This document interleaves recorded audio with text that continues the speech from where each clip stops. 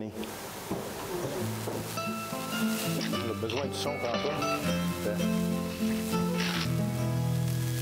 Le beau couple, hein?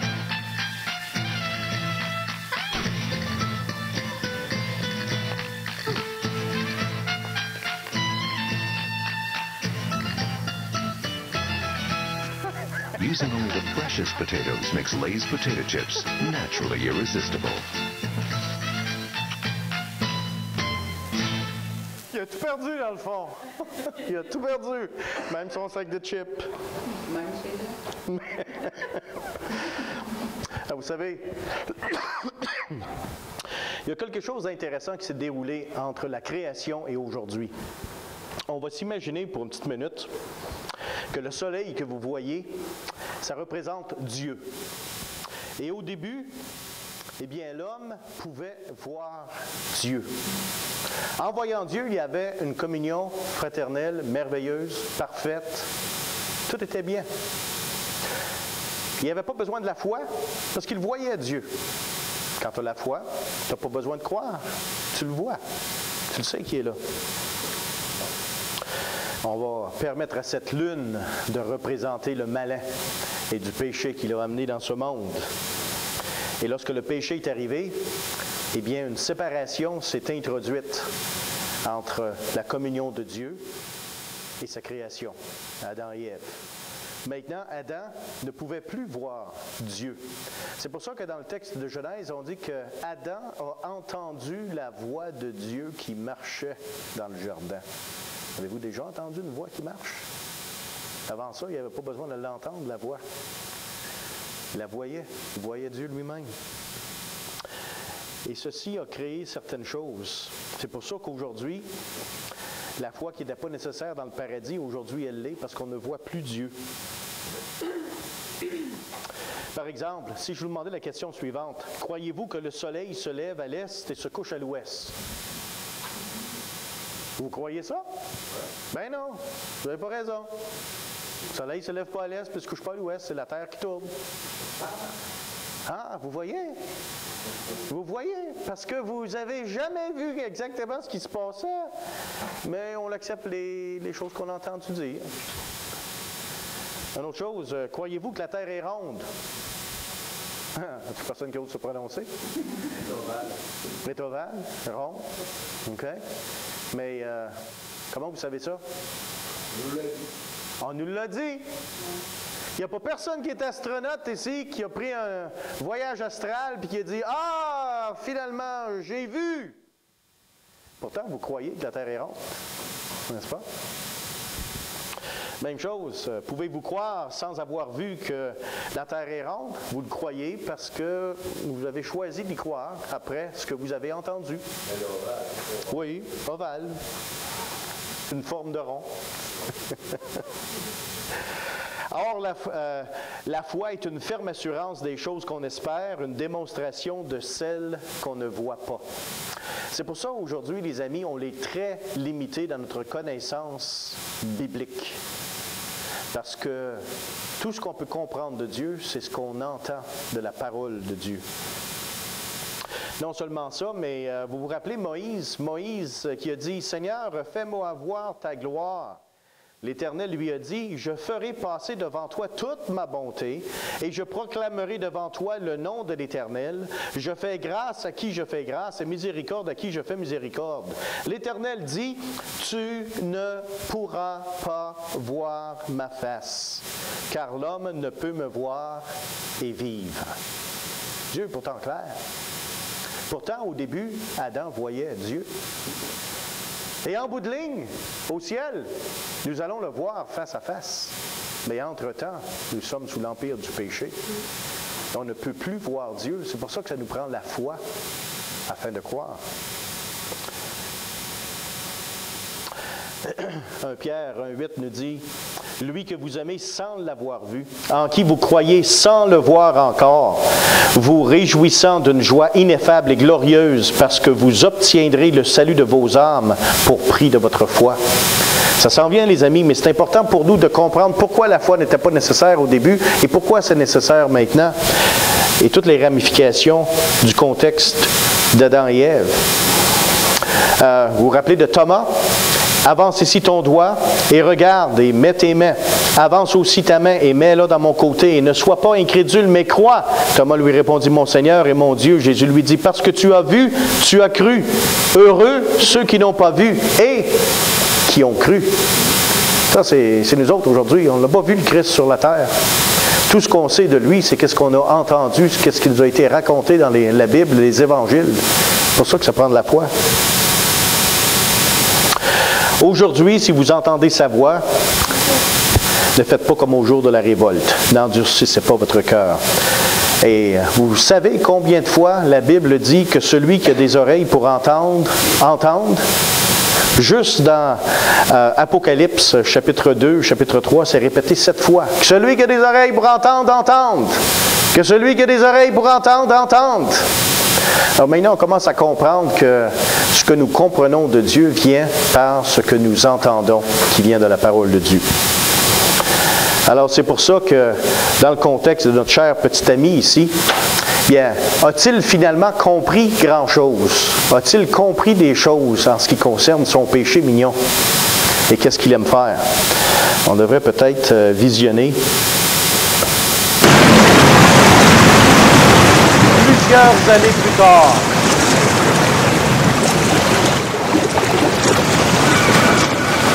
Il est resté proche de sa précieuse noix. Il a été enrobé dans un bloc de glace.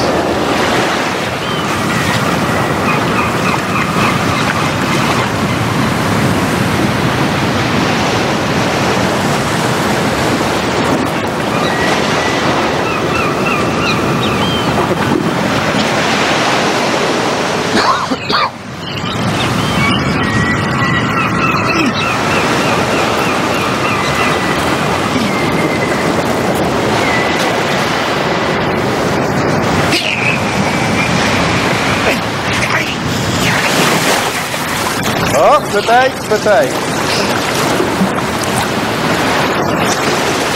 Oh.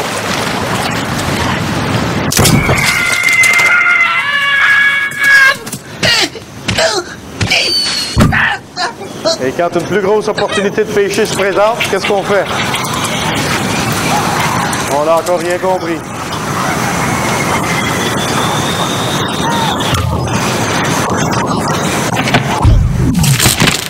Et le tout recommence encore. On a beau essayer d'arrêter le processus de conséquence. Mais c'est bâti dans le péché.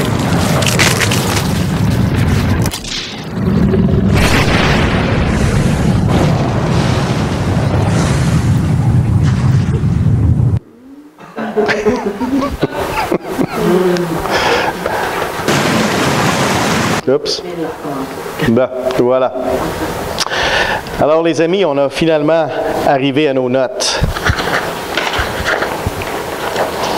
Et vous avez vos notes à la page... un petit peu. Page 4. Monsieur Bédard, on va changer de position.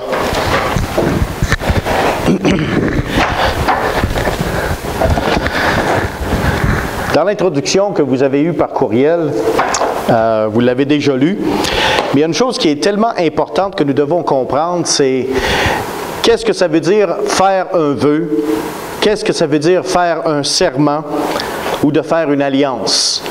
Parce que ces trois termes-là sont impliqués dans le mariage. Ils sont impliqués dans bien d'autres choses, mais ils sont certainement impliqués dans le mariage. Et si notre société a tellement de misère aujourd'hui dans le contexte marital et familial, c'est parce que, sinon ces trois éléments ont été transgressés. OK? Oui. Alors, on peut fermer la projection, M. Bédard, lorsque vous aurez l'opportunité. Qu'est-ce que ça veut dire faire un vœu? Eh bien, faire un vœu, c'est ce que Dieu pense des vœux? Eh bien, Dieu oblige à l'homme de garder sa promesse d'engagement. Je vais demander à certains individus de tourner dans leur Bible et de lire les passages qui sont soulignés et qui sont en caractère gras. Je vais demander à Joanne de lire Nombre chapitre 30 et le verset 2 et 3.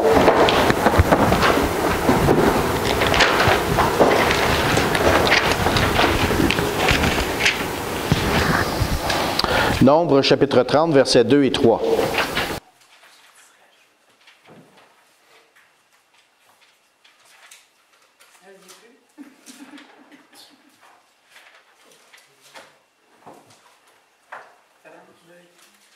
Nombre 30, versets 2 et 3. Moïse parla aux chefs des tribus des enfants d'Israël et dit, « Voici ce que l'Éternel ordonne. Lorsqu'un homme fera un vœu à l'Éternel ou un serment pour se lier par un engagement, il ne violera point sa parole, il agira selon tout ce qui est sorti de sa bouche. » Alors, qu'est-ce que Dieu pense des vœux? C'est pas ça qu'on fait quand on a une cérémonie de mariage. On a fait l'échange des vœux, n'est-ce pas? Un vœu, c'est une promesse qu'on se fait l'un envers l'autre. Et l'Éternel est quand même très clair ici. Lorsqu'il parle des vœux, tu garderas ta promesse. Tu garderas ta promesse. Et s'il y a une chose dans notre société qui ne compte plus, c'est la promesse d'un individu. Comment une personne garde ses promesses en tant que célibataire démontre comment il va dans le futur garder ses promesses. Et c'est très important pour nous de comprendre ceci, parce qu'on a dans la Bible des exemples de vœux. Qu'est-ce qui arrive lorsque quelqu'un brise un vœu ou brise une promesse? Je vais demander à Marie-Paul de lire Deutéronome, chapitre 23, verset 21 à 23. Deutéronome 23, 21 à 23.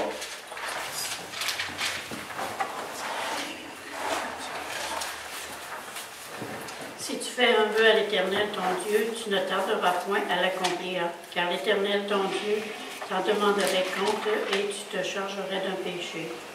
Si tu t'abstiens de faire un vœu, tu ne commettras pas un péché, mais tu observeras et tu accompliras ce qui sortira de tes lèvres. Par conséquent, les vœux que tu feras volontairement à l'Éternel ton Dieu et que ta bouche se aura prononcé. OK?